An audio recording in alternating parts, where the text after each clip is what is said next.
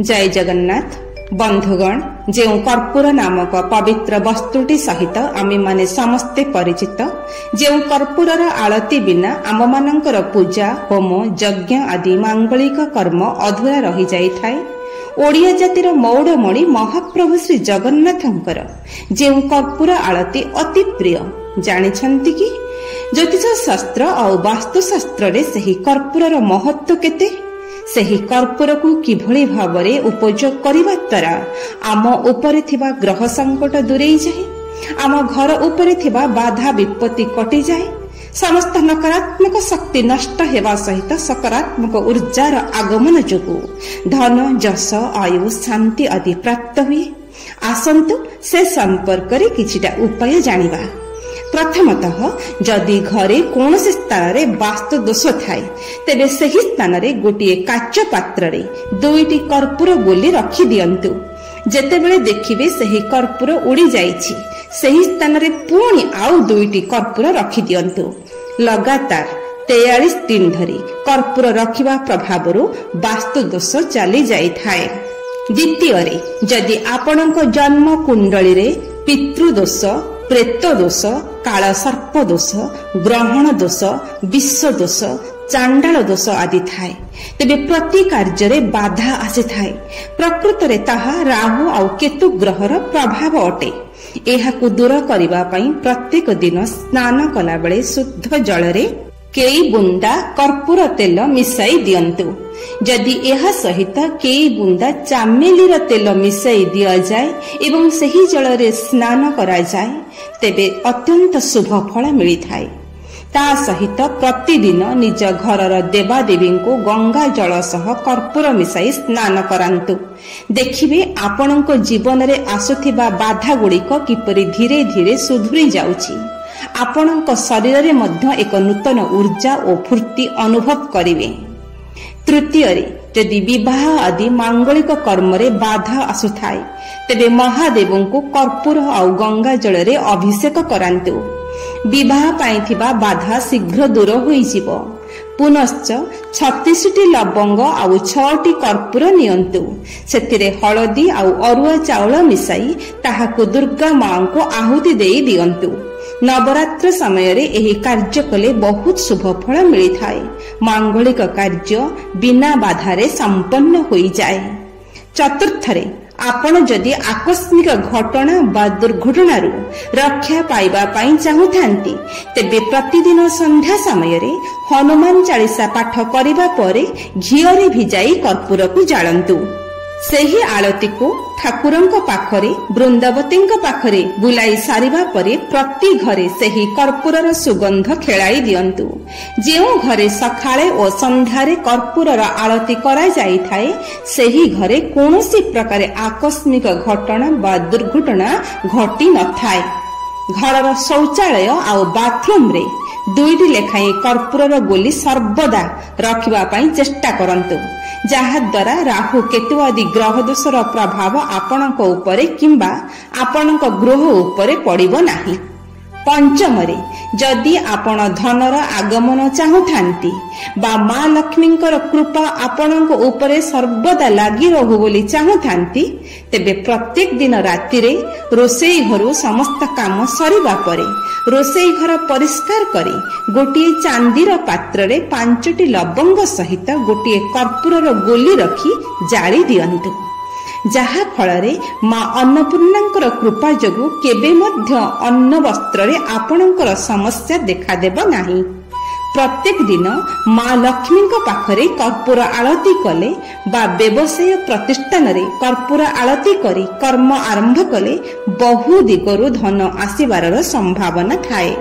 लगातार 43 दिन धरी जदि आपण सकाळ संध्या और रात्रि 3 थर बा केवल सकाळ और संध्यारे 2 थर कर्पूर आलती घरे बा व्यवसाय प्रतिष्ठान रे करंती निश्चित भावरे आपणको धन प्राप्तिरु केही अटकाई पारिबे नाही। एहा सहित मान सम्मान एवं जस मध्य प्राप्त हेबे।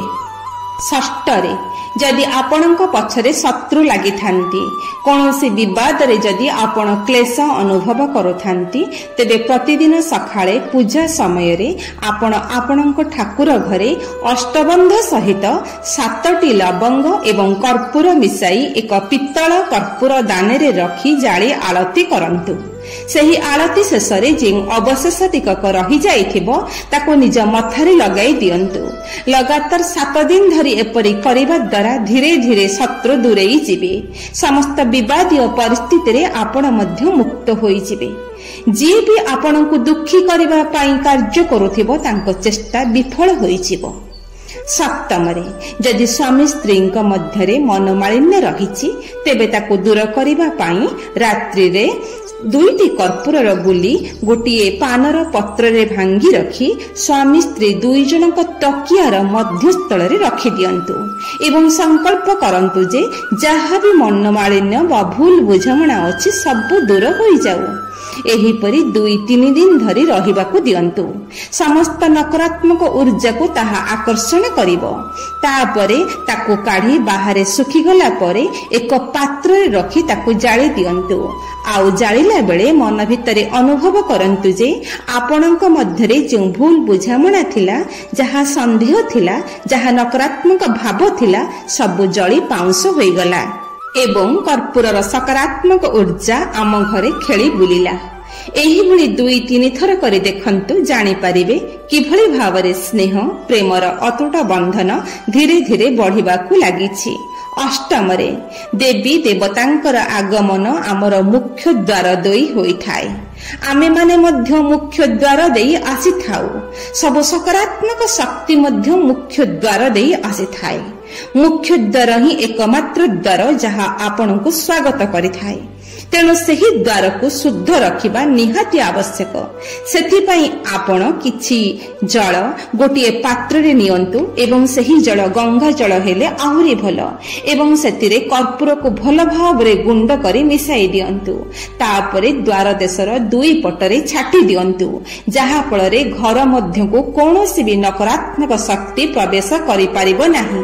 ଯିଏ ବି ମନରେ କିଛି ଖରାପ ଭାବନା ରଖି ଆପଣଙ୍କ ଗୃହକୁ ଆସିଥାଏ, ତାର ମଧ୍ୟ କୌଣସି ନଜର ଆପଣଙ୍କ ଗୃହକୁ ଲାଗିବ ନାହିଁ।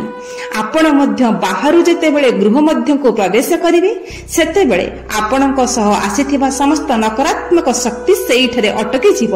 ଆପଣଙ୍କ ମନରେ ପ୍ରସନ୍ନତା ବା ଶାନ୍ତି ଆସିବ। ମୋଟ ଉପରେ ଆପଣଙ୍କ ଗୃହକୁ ସୁରକ୍ଷା ମିଳିବ। ବିଶେଷ କରି ସକାଳ ଓ ସନ୍ଧ୍ୟାରେ ଏହି କାର୍ଯ୍ୟ କରାଯାଇପାରେ।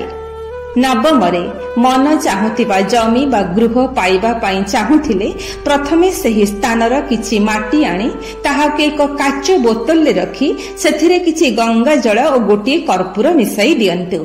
ସେହି ଶିଶିକୁ ପୂଜା ଘରେ ମା ଦୁର୍ଗାଙ୍କ ଫଟୋ ପାଖରେ ସ୍ଥାପିତ କରନ୍ତୁ। ପ୍ରତ୍ୟେକ ଦିନ ସେହି ଶିଶିରେ କିଛି ଜଳ ଦିଅନ୍ତୁ ଏବଂ ମାଙ୍କର ବୀଜ ମନ୍ତ୍ର ଓಂ ଶ୍ଲିଂ କ୍ଲିଂ ଚାମୁଣ୍ଡାୟ ବିଚ୍ଚାହି ନମଃ ବୋଲି 5 ଥର ଜପ କରନ୍ତୁ। ଏହିଭଳି ଲଗାତାର 9 ଦିନ କରିବା ପରେ ସେହି ଜଳରୁ କିଛି ନେଇ ମନ ଚାହୁଁଥିବା ସ୍ଥାନରେ ପକେଇ ଦିଅନ୍ତୁ। ଅବଶିଷ୍ଟ ଜଳକୁ ପାଣିରେ ପକେଇ ଦିଅନ୍ତୁ। ଦେବୀ ମାତାଙ୍କର କୃପାରୁ ଆପଣ ନିଶ୍ଚିନ୍ତ ଭାବରେ ମନ ଚାହୁଁଥିବା ଗୃହ ବା ଜମି ପ୍ରାପ୍ତ ହେବେ। ନବରାତ୍ର ସମୟରେ ଏହି ଉପାୟ କଲେ ତାହା ତୁରନ୍ତ ଶୁଭଫଳ ପ୍ରଦାନ କରିଥାଏ। ବନ୍ଧୁଗଣ, ଦେବୀ ଦେବତାଙ୍କର କୃପା ଲାଭ ପାଇଁ, ଧନର ଆଗମନ ପାଇଁ, ଗ୍ରହ ଦୋଷର ଖଣ୍ଡନ ପାଇଁ, କାଳ ସର୍ପ ପିତୃଦୋଷ ଆଦି ଖଣ୍ଡନ ପାଇଁ, ସବୁ କାମ ବିନା ବାଧାରେ ସମ୍ପନ୍ନ ହେବା ପାଇଁ, ରୋଗ କଷ୍ଟରୁ ମୁକ୍ତି ପାଇବା ପାଇଁ ସକାଳେ ସନ୍ଧ୍ୟାରେ ଗୃହରେ କର୍ପୂର ଆଳତି ଅତ୍ୟନ୍ତ ଶୁଭଫଳ ଆଣିଦେଇଥାଏ। ଗୃହରେ ସର୍ବଦା ସକାରାତ୍ମକ ଉର୍ଜା ଭରି ରହେ। ଏହା ଛଡା ଆୟୁର୍ବେଦ ଶାସ୍ତ୍ରରେ ମଧ୍ୟ କର୍ପୂରକୁ ଔଷଧ ଭାବରେ ଉପଯୋଗ କରାଯାଇଛି। ଠିକ ମାତ୍ରାରେ ସେବନ କଫ ବାତ ଆଦିର ନାଶ କରିଥାଏ। କର୍ପୂରର ତେଲ ବେକ, ପିଠି, ଜଏଣ୍ଟ ଆଦି ସ୍ଥାନ ବା ହାଡର ଦରଜ ଥିବା ସ୍ଥାନରେ ଲଗାଇଲେ ତୁରନ୍ତ ଆରାମ ମିଳିଥାଏ। କର୍ପୂର ଏପରି ଏକ ଶୁଦ୍ଧ ଦ୍ରବ୍ୟ ଯେଉଁଥିରେ ସାମାନ୍ୟତମ ରାସାୟନିକ ଦ୍ରବ୍ୟର ପ୍ରୟୋଗ ହୋଇନଥାଏ। ତାହା କାଠରୁ ପ୍ରସ୍ତୁତ ହୋଇଥାଏ। ତାହାର ପ୍ରଭାବ ବହୁତ କିଛି। ଯେଉଁଠି କର୍ପୂର ଜଳାଯାଏ ତାର ସୁଗନ୍ଧ ପ୍ରତ୍ୟେକ ବ୍ୟକ୍ତିର ମନକୁ ଏକାଗ୍ରତାରେ ଭରି ଦେଇଥାଏ। विश्वास सहकारे आपण कर्पूरर एही उपाय मान करंतु देखिबे आसंता नववर्षटी किभଳି आपणक जीवनकु सब बाधा ग्रहरिष्टरु मुक्त करी धन सुख समृद्धि प्रेम जस मर्यादा और शांति भरी देव। जय जगन्नाथ।